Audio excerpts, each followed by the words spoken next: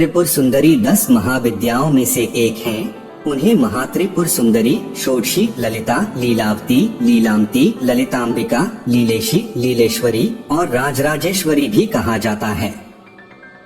माता त्रिपुरा सुंदरी 10 महाविद्याओं में सबसे प्रमुख देवी है। इन्हें राजराजेश्वरी या ब्रह्मांड का सर्वोच्च संप्रभु भी कहा जाता है। इनको श्री चक्र की देवी श्री विद्या, जो अंतरिक्षमय का प्रतीक है, जो कि ऊर्जा के साथ मेल खाती है, वह देवता है जो मेरु पर्वत की चोटी पर स्थित है। वह ब्रह्मांडीय पर्वत है। माता ललिम्बा सहस्रार चक्र पर निवास करने वाले देवता हैं बताए गए हैं। ऐसा भी कहा जाता है कि जिस व्यक्ति का यह अंतिम जन्म होता है, केवल वही व्यक्ति इनकी कृपा प्राप्त कर सकता है। षोडशी या ललिता त्रिपुर सुंदरी एक कमल पर विराजमान है, जिसे शिव कामेश्वर के शरीर पर रखा गया है, जो ब्रह्मा, विष्णु, शिव और रुद्र द्वारा समर्थित एक सिंहासन पर परमानंद की स्थिति में है। उनके हाथों में एक नोज, एक ठेस, एक कमान प्रतीक, एक धनुष और तीर है। अपने भक्तों पर आशीर्वाद देने के लिए हमेशा तैयार रहते हैं। उनका रूप पूरी तरह शांत और दयालु है और उनका हृदय करुणा से भरा है। यह सभी देवी देवताओं का सबसे धन्य और सुंदर है, क्योंकि यह सर्वोच्च आनंद का प्रतिनिधित्व करता है। 4 दिशाओं में 4 चेहरे और ऊपर की ओर एक का सामना करने के साथ उन्हें पंचवक्त्र कहा गया है।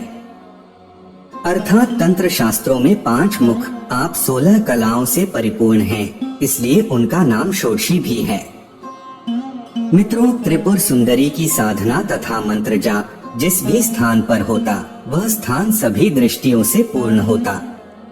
माहेश्वरी शक्ति स्वरूपिणी षोडशी सबसे मनोहर श्री विग्रह वाली सिद्ध देवी हैं। षोडशी महाविद्या को श्री विद्या भी कहा जाता है। लक्ष्मी, सरस्वती, ब्रह्माणी तीनों लोकों की संपत्ति एवं शोभा का ही नाम श्री है। त्रिपुरा शब्द का अर्थ बताते हुए शक्तिमहिम्न स्तोत्र में कहा गया है, श्री मां महाविद्या तिसृभ्यो मूर्तिभ्यः पुरातनत्वात् त्रिपुरा। अर्थात जो ब्रह्मा, विष्णु एवं महेश इन तीनों से पुरातन हो वही त्रिपुरा है। त्रिपुराण ग्रंथ में कहा गया है, नाड़ी त्रयम तु त्रिपुरा सुषुम्ना पिंगलाविडा मनो बुद्धिस्तथा चित्तं पुरत्रयमुदाहृतम् तत्र तत्र वसत्येषा तस्मात् तु त्रिपुरामता। अर्थात सुषुम्ना, पिंगला और इडा ये तीनों नाड़ियां हैं और मन, बुद्धि एवं चित्त ये 3 पुर हैं। इनमें रहने के कारण इनका नाम त्रिपुरा है।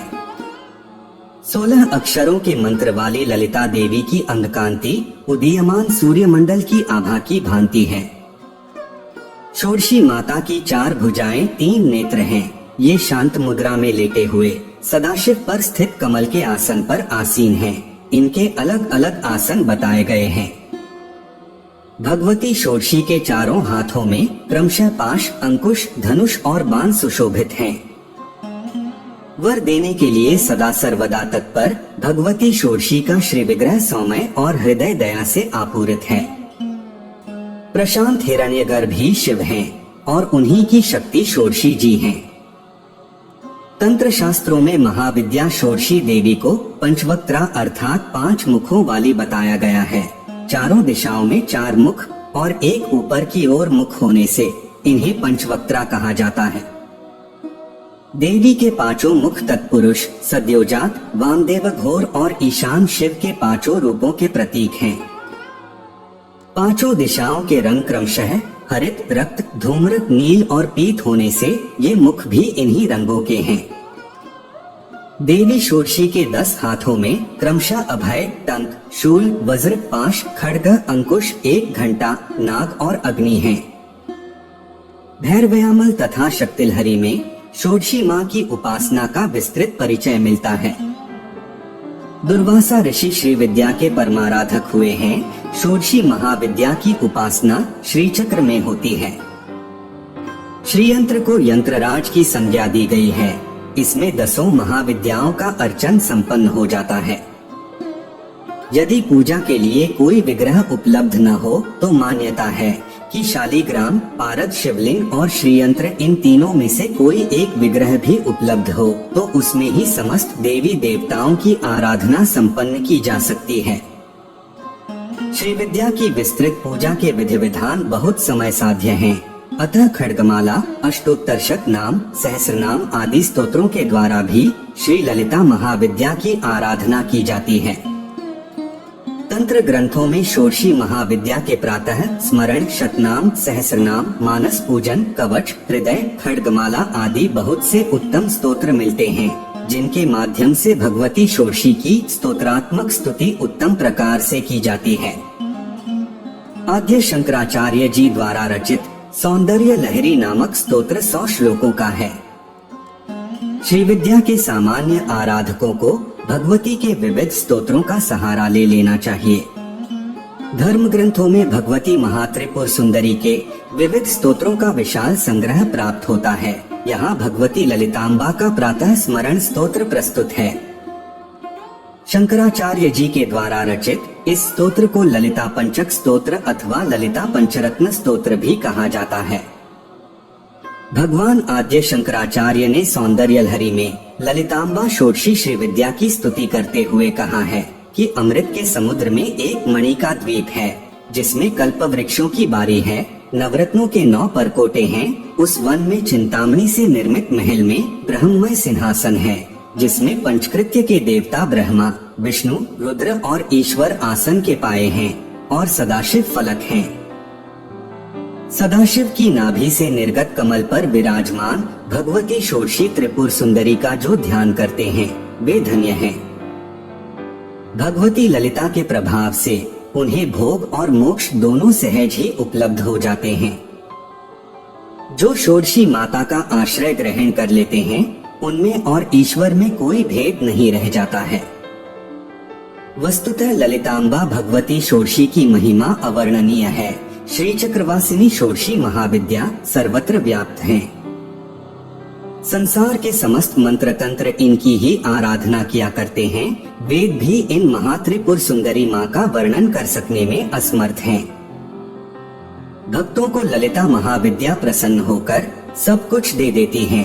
अभीष्ट तो सीमित अर्थवाच्य है। श्री विद्या साधना, इस साधना का साधक भोग तथा मोक्ष दोनों प्राप्त करने में समर्थ होता है। तंत्र में इस साधना की पूर्णता को सर्वोच्च स्थिति माना गया है।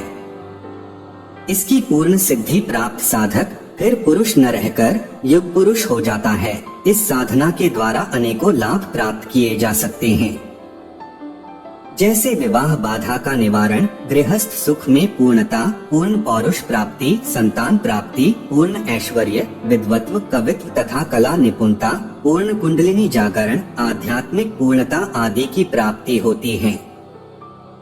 षोडशी त्रिपुर सुंदरी मंत्र इस प्रकार है। ह्रीं कएगी लहरीं ह सकः लहरीं सकलहरी। यदि कोई साधक इस मंत्र का जाप न कर सके तो वह ह्रीं बीज मंत्र का जाप भी कर सकते हैं। साधना के रूप में इसका पुरस्चरण 1.25 लाख मंत्रों का होता है। इस साधना के लिए रात्रि 9 से 1 बजे तक का समय श्रेष्ठ माना जाता है। यदि कोई व्यक्ति प्रतिदिन षोडशी स्तोत्र या श्री सूक्त का पाठ करता है तो उसे निश्चित आर्थिक लाभ मिलता है। अपनी क्षमता के अनुसार साधक को चाहिए कि तांबा, चांदी या सोने से निर्मित श्री यंत्र के सामने ही जाप करे। यह अधिक लाभप्रद होगा। लेकिन इसके अभाव में जगदम्बा के चित्र, मूर्ति, यंत्र या मंदिर में जाप करना भी लाभप्रद होता। यदि कोई साधक यह जाप यंत्र के सामने कर रहे हो तो साधक को चाहिए कि जप के बाद यंत्र को गुलाबी रंग के रेशमी कपड़े में लपेट कर रखें। प्रयास करें कि इस यंत्र को कोई देख या स्पर्श न कर सके। यंत्र देवता तथा आपके बीच का एक माध्यम है। इसे यथासंभव गोपनीय तथा सात्विकता के साथ रखें। कभी भी किसी मंत्र या स्तोत्र का पाठ पूरे मन से करें। विश्वास तथा श्रद्धा के साथ किया गया जाप सदैव जापकर्ता के लिए लाभदायक होता है। साधना काल में प्रत्येक स्त्री को सम्मान दें, क्योंकि प्रत्येक स्त्री जगदम्बा का ही प्रतिरूप है। साधना काल में सामने दीपक जलाएं। माघ पूर्णिमा या किसी पूर्णिमा से इस जाप को प्रारंभ करें। साधना के समय सात्विक भोजन करना चाहिए तथा साधना काल में क्रोध नहीं करें। यदि चाहे तो साधना के स्थान पर प्रतिदिन पूजन के साथ कुछ समय के लिए दिए गए मंत्र का जाप कर सकते हैं। त्रिपुर सुंदरी की साधना तथा मंत्र जाप जिस घर में होता है वह घर सभी दृष्टियों से पूर्ण होता है। ऐसे घर में स्वयं मां अपने साधकों की भौतिक तथा आध्यात्मिक इच्छाओं की पूर्ति के लिए तत्पर रहती हैं। श्री विद्या के लीला विग्रह तो अनंत है। श्री मां त्रिपुर सुंदरी ललिता महाविद्या के विषय में कुछ भी लिखना सूर्य देव को दीप दिखाने जैसा है, क्योंकि अनंत का जितना भी वर्णन करें कम ही है। परंतु ऐसा होने पर भी ललितांबा की जो महिमा वर्णित हुई है ब्रह्मांड पुराण, त्रिपुरारहस्य आदि पुराण इतिहासों में, उसके माध्यम से इन महात्रिपुर सुंदरी माँ की भक्ति में हम लग जाएं, तो निश्चय ही जीवन सफल है। ललिता माँ के प्रादुर्भाव के संदर्भ में ब्रह्मांड पुराण के उत्तरखंड में जो मुख्य कथा वर्णित की गई है